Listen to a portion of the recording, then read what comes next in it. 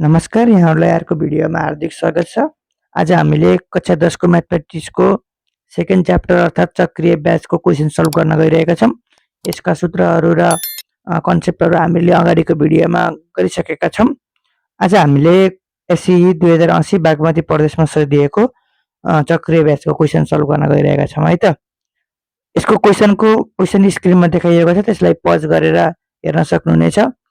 क्वेसनमा के भनिएको छ भन्दाखेरि रामले 50,000 रामले श्यामसँग रु 50,000 दुई वर्षका लागि 10% वार्षिक चक्रीय ब्याजका दरले सापट्टि लिएको छ र रामले सोही रकम सोही समय र सोही ब्याज दरमा प्रत्येकलाई भने अर्धवार्षिक चक्रीय ब्याजमा लगानी गरेछन् भने क्वेसन एमा के गरिएको छ भन्दाखेरि क्वेसन एमा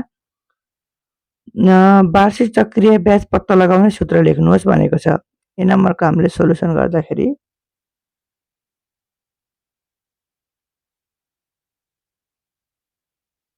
वार्षिक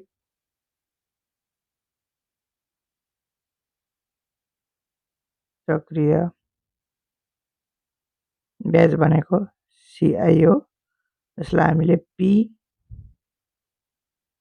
+ R/100 T - 1 यो सूत्र लेख्छौँ है। बी नम्बरमा के भन्नु भन्दाखेरि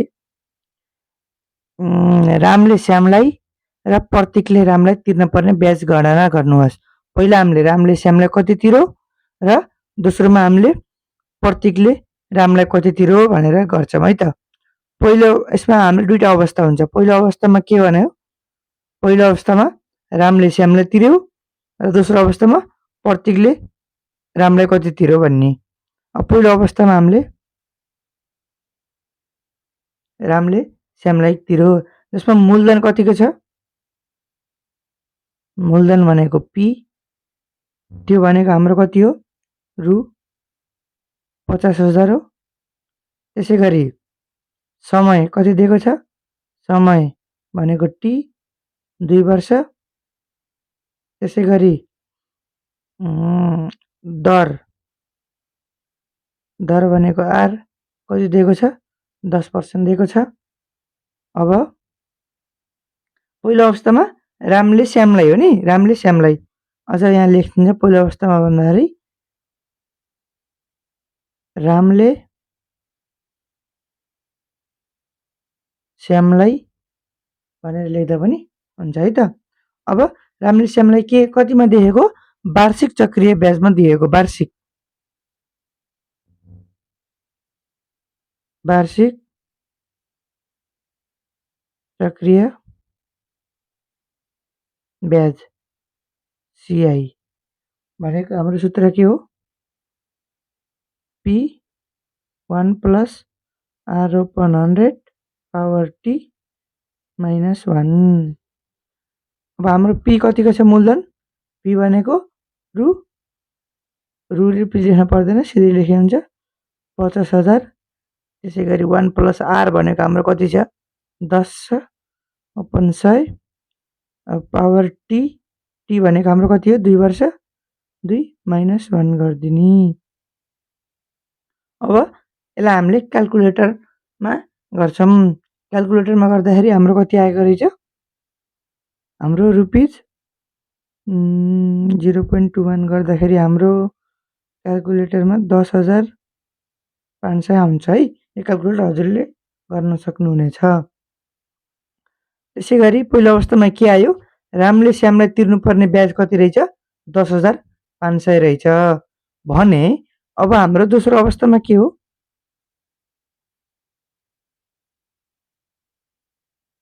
दोस्रो अवस्थामा अर्थात् के हो, प्रत्येकले कसलाई तिर्ने, श्यामलाई तिर्न पर्ने हो, जसमा मूलधन त त्यही नै रहेको छ। मूलधन P भनेको हाम्रो रुपिज 50,000 छ। समय भनेको T 2 वर्ष नै छ। दर R हाम्रो 10% नै छ। रामले श्यामलाई वार्षिकमा दिएको थियो भने प्रतीकले श्यामलाई चाहिँ केमा दिन्छ? श्यामले प्रतीकलाई अर्धवार्षिकमा दिएको हो। त्यही भएर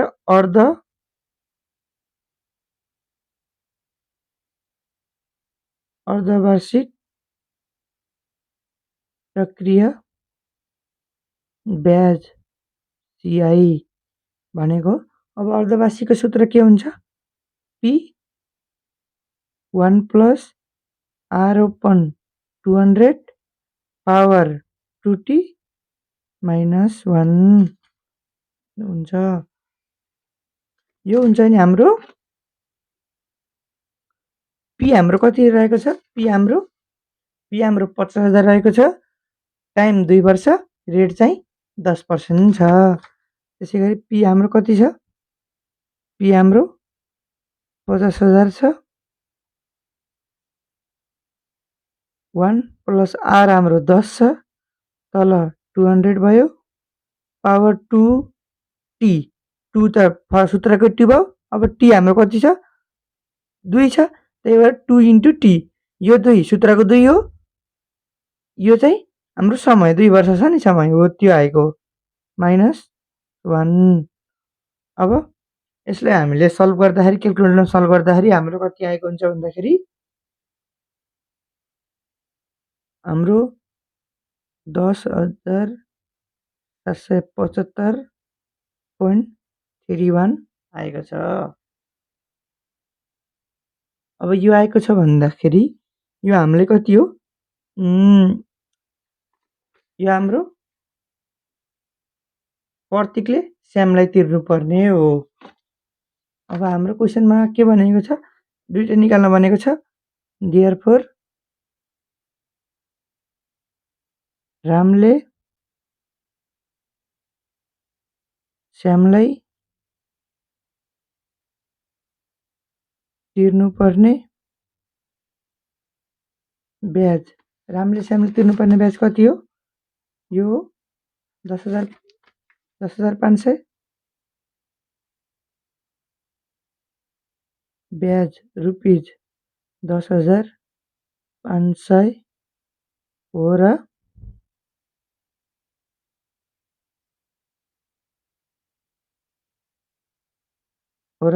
प्रतीकले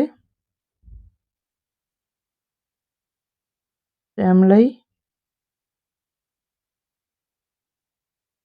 तिर्नुपर्ने ब्याज कति हो? यही हो रुपिज 775.31 हो भनेर लेखिदिने है। अब सी नम्बरमा हाम्रो के भन्यो?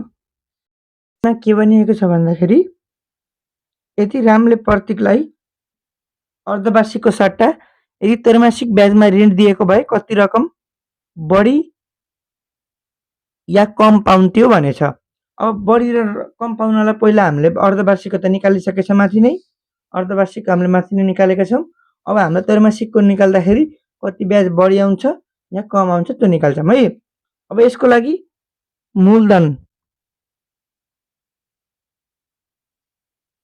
मूलधन त पहिलाकै नै छ। मूलधन भनेको P कति छ? रुपिज 50,000 रहेको छ। समय सोही समय भनेको T, सोही समय भनेको 2 वर्ष नै हुन्छ। त्यसै गरी दर भनेको R हाम्रो 10% नै छ। अब वार्षिक नबनेर अर्धवार्षिक नबनेर त्रैमासिक भनेको नि त। अब त्रैमासिक चक्रीय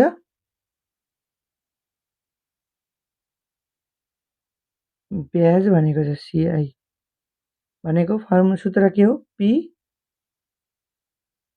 1 + R open 400 पावर 4T - 1 हो।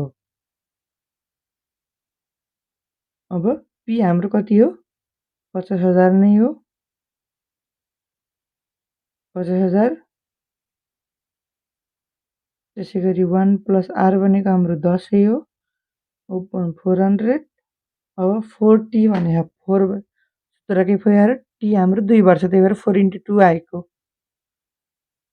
अब चाहिँ हामीले यसलाई क्याल्कुलेटरमा सल्भ गर्दाखेरि कति आउँछ हाम्रो एन्सर आएको छ 10,920.14 यो हजुरले क्याल्कुलेटरमा गर्नु है मैले लामो हुन्छ भनेर पहिले क्याल्कुलेटर गरिसकेको छु अब त्रैमासिक ब्याज तिर्दाखेरि कति आएको छ 10,920.14 आएको छ अब अर्धवार्षिक गर्दाखेरि हाम्रो कति आएको छ 10,775 आएको छ भने यो आएको छ भने त्रैमासिक गर्दाखेरि हाम्रो 10,920 भन्दाखेरि अर्धवार्षिकमा नदिएर त्रैमासिक दिँदाखेरि हामीलाई धेरै आयो कि थोरै आयो अवश्य नै धेरै आएको छ त्यही भएर हामीले अब बढी कति बढी आयो त बढी त आयो क्वेशनले कति बढी आयो सोधेको छ त्यही भएर हामीले बढी ब्याज भनेर लेख्छौँ बढी ब्याज भनेको अब ठुलोबाट सानो घटाउने त्रैमासिकको धेरै आएको छ अवश्य नै त्यही भएर त्रैमासिक रुपिज 10,920.14 माइनस रुपिज 10,775.31 यो गर्दाखेरि हाम्रो कति आएको छ 144.83 रुपिज देयरफोर यति आएको छ भनेर हाम्रो लेखिदिने है त आज हामीले यो क्वेशन गर्यौं अब यसमा के कन्फ्युजन भयो पार तल कमेन्ट गर्नु होला र हामी अर्को भिडियोमा भेट्ने छौं है त हस् धन्यवाद थ्यांक यू